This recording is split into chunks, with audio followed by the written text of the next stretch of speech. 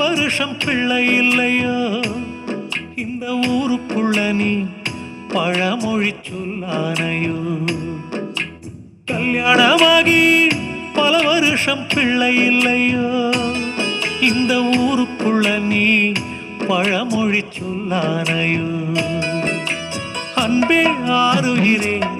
உன்னை நடத்திட ஒருவருந்து பொன்னே காவியமே உன்னை விடுவிக்க ஒருவருந்து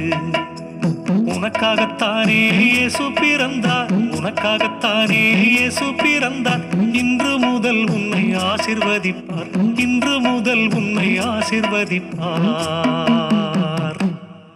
காலை